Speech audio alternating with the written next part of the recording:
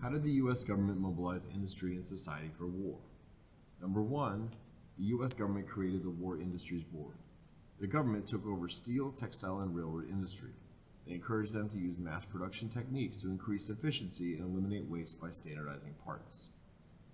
Second, we have the National War Labor Board. It settled labor disputes.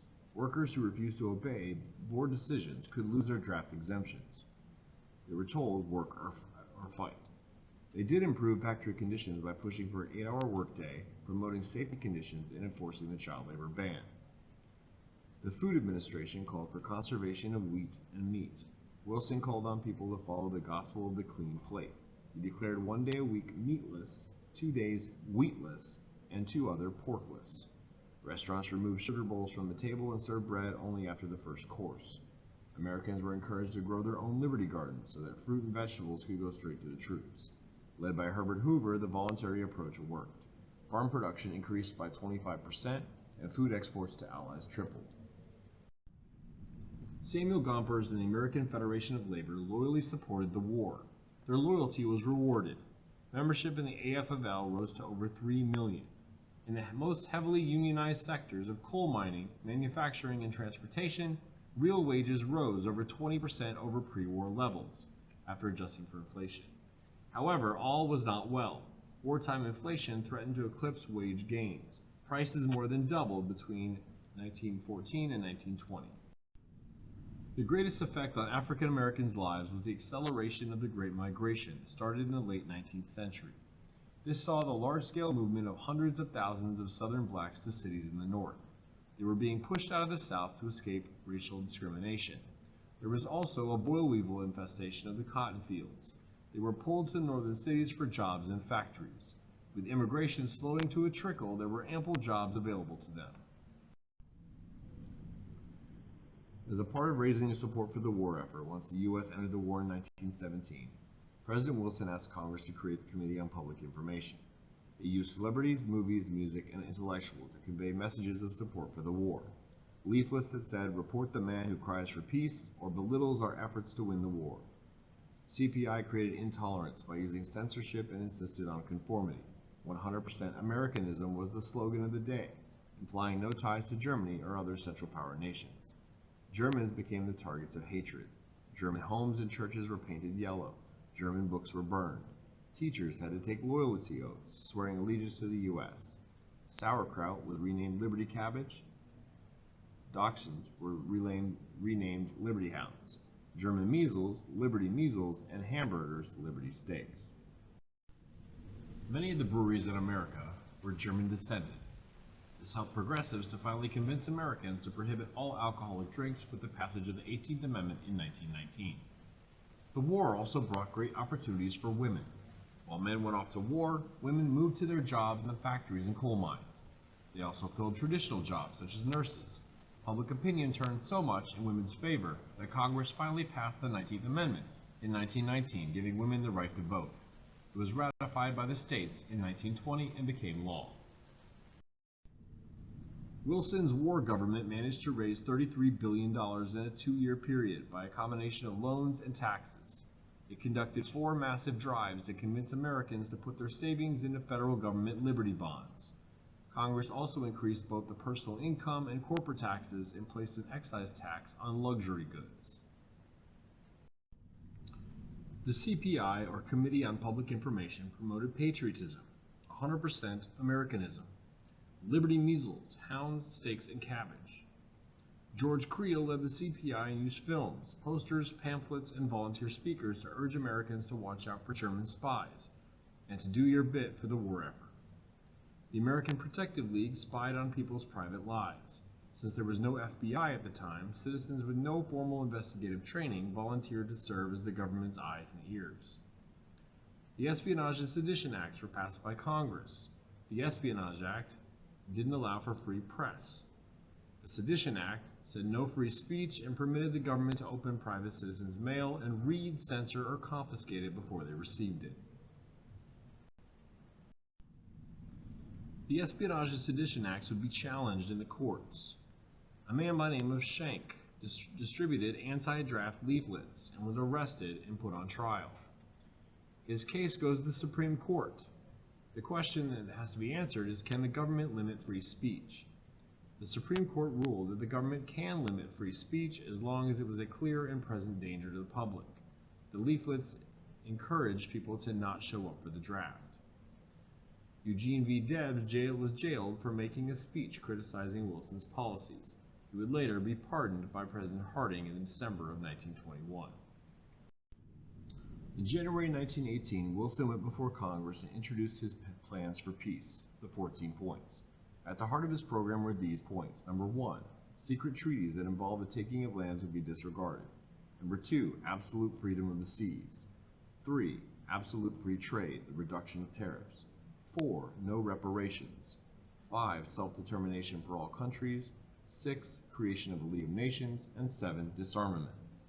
Wilson was firmly convinced that unless his 14 points were agreed to, there would be another war, an even deadlier one, within another generation. However, Wilson failed to get any support for his plan. Neither Congress nor the Allies had much hope that this plan would be employed. Most thought it was too idealistic and therefore impossible, considering the death, cost, and destruction during the war. By the summer of 1918, the German government began seeking terms for surrender and sought out the U.S. On November 11, 1918, an armistice was signed in which Germany promised to withdraw its forces from Allied territory, elect a civilian government, and forced abdication of the Kaiser. The U.S. promised that any treaty Germany signed would reflect the spirit of the 14 points. Formally opened on January 18, 1919, the Paris Peace Conference was the international meeting that established the terms of peace after World War I. Peacemaking occurred in several stages, with the Council of Four, known as the Big Four, Prime Ministers Lloyd George of Great Britain, George Clemenceau of France, Vittorio Orlando of Italy, and U.S. President Woodrow Wilson, acting as the primary decision makers for the first 6 months, and their foreign ministers and ambassadors overseeing the remainder of the conference. Each of the Big Four had their own agendas. The British and French were looking for reparations to pay for the extensive damage to their countries. They also wanted territory from Germany and the limitation of the German military to prevent another war. The Italians were primarily interested in land from the Austro-Hungarian Empire. Wilson was there to push his 14 points. It resulted in 5 controversial treaties that rearranged the map of Europe and imposed financial penalties. Germany and the other losing nations had no voice, which gave rise to political resentments that lasted for decades. The main result was the Treaty of Versailles with Germany. The Big Four largely ignored Wilson's 14 points, with the exception of the League of Nations. Here's a simple breakdown of the Treaty of Versailles. Germany lost very little land. Mostly lost lands where industry and resources were, and lost its Asian and Middle Eastern colonies. It was blamed for the war and was made to pay huge reparations. Austro-Hungarian Empire lost the most amount of land and was split into numerous countries.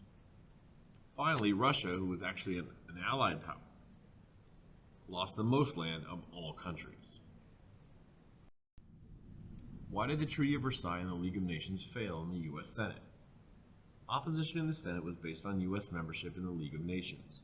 They feared that the U.S. would lose its sovereignty. Opposition had rural and urban support. The first group was known as the Irreconcilables. These were rural, West and Midwestern. Senator Borah of Idaho. They claimed that it broke from Washington's isolationism, that it interfered with the Monroe Doctrine and Roosevelt Corollary, and that Article 10 violated the war-making powers of Congress and U.S. sovereignty. The urban faction of the Irreconcilables were led by Senator Hitchcock. He claimed that Walt Wilson sold out his 14 points. The League of Nations would eventually turn the U.S. into imperialists, that the idea of self-determination was gone, and that the treaty blamed Germany for the war. There was another group that was opposed, but they were known as the Reservationists. This was led by Henry Cabot Lodge and several Republicans. They did offer support on the treaty as long as there were conditions. They wanted the removal of Article 10, which called for collective security, which threatened the war powers of Congress. And they wanted to separate the treaty from the League, vote on each separately. Ultimately, the treaty was voted on 3 times. Wilson was very stubborn and refused to budge. Lodge was afraid of dividing the Republican Party. The United States eventually will reject the treaty and membership in the League. The United States will officially end the war in 1921 and make a separate peace treaty with Germany. It never ratified the Treaty of Versailles, and it never joined the League of Nations. The United States will return to an isolationist foreign policy.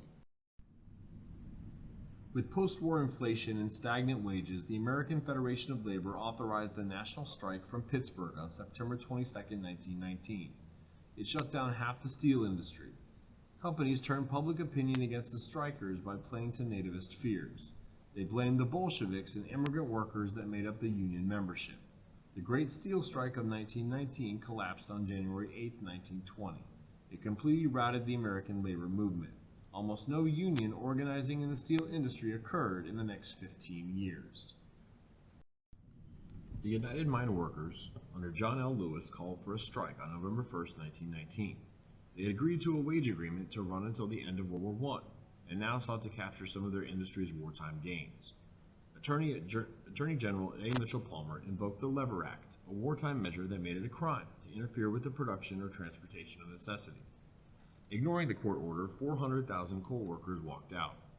The coal operators played a radical card, saying Lenin and Trotsky had ordered the strike and were financing it, and some of the press echoed that language. Lewis, facing criminal charges, insensitive to the propaganda campaign, withdrew his strike call. Lewis did not fully control the faction-ridden UAW, and many locals ignored his call. As the strike dragged on to its third week, supplies of the nation's main fuel were running low, and the public called for even stronger government action. Final agreement came after 5 weeks, with the miners getting a 14% raise, far less than what they wanted. The Great Railroad Strike of 1922, a nationwide railroad shop worker strike, began on July 1st. The immediate cause of the strike was the Railroad Labor Board's announcement that hourly wages would be cut by 7 cents on July 1st, which prompted a shop workers' vote on whether or not to strike. The operators' union did not join in the strike, and the railroads employed strikebreakers to fill 3/4 of the roughly 400,000 vacated positions, increasing hostilities between the railroads and the striking workers. On September 1st, a federal judge issued the sweeping Doherty injunction against striking, assembling, and picketing. Unions bitterly resented the injunction. A few sympathy strikes shut down some railroads completely. The strike eventually died out as many shopmen made deals with the railroads at local levels. The often unpalatable concessions, coupled with the memories of violence and tension during the strike, soured relations between the railroads and the shopmen for years. In the Boston police strike, the Boston police rank and file went on strike on September 9, 1919, in order to receive recognition for their trade union and improvements in wages and working conditions. They faced a strong opponent in Police Commissioner Edwin Upton Curtis, who denied that police officers had a right to form a union, much less one affiliated with a larger organization like the American Federation of Labor. Attempts at reconciliation between the commissioner and the police officers, particularly on the part of Boston's mayor Andrew James Peters, failed. During the strike, Boston experienced several nights of lawlessness, although property damage was not extensive. Several thousand members of the State Guard, supported by volunteers, restored order. Press reaction, both locally and nationally, described the strike as Bolshevik-inspired and directed at the destruction of civil society. The strikers were called deserters and agents of Lenin. Samuel Gompers of the AFL recognized that the strike was damaging the cause of labor in the public mind and advised the strikers to return to work. The police commissioner remained adamant and refused to rehire the striking policemen. He was supported by Massachusetts Governor Calvin Coolidge, whose rebuke of the Gompers earned him a national reputation. The strike proved a setback for labor, and the AFL reversed its attempts to organize police officers for another 2 decades. Coolidge won the Republican nomination for Vice President of the United States in the 1920 presidential election. The first Red Scare occurred in the wake of World War I. The Russian Revolution of 1917 saw the Bolsheviks, led by Vladimir Lenin, topple the Romanov dynasty, kicking off the rise of the Communist Party and inspiring international fear of Bolsheviks and anarchists. In the United States, labor strikes were on the rise, and the press sensationalized them as being caused by immigrants bent on bringing down the American way of life. The Sedition Act of 1918 targeted people who criticized the government, monitoring radicals and labor union leaders with the threat of deportation. The Red Scare was a result of the Russian Revolution and the spread of communism in Eastern Europe. It was a result of the fear of a large number of immigrants from Southern and Eastern Europe and the U.S., and a result of the general strikes that threatened to shut down the U.S. economy. A series of unexplained bombings caused Attorney General A. Mitchell Palmer to establish a special office under J. Edgar Hoover to gather information on radicals. Palmer also ordered mass arrests of anarchists, socialists, and labor agitators. From November 1919 through January 1920, over 6,000 people were arrested, based on limited criminal evidence. Most of the suspects were foreign-born, and 500 of them, including the outspoken Emma Goldman, were deported.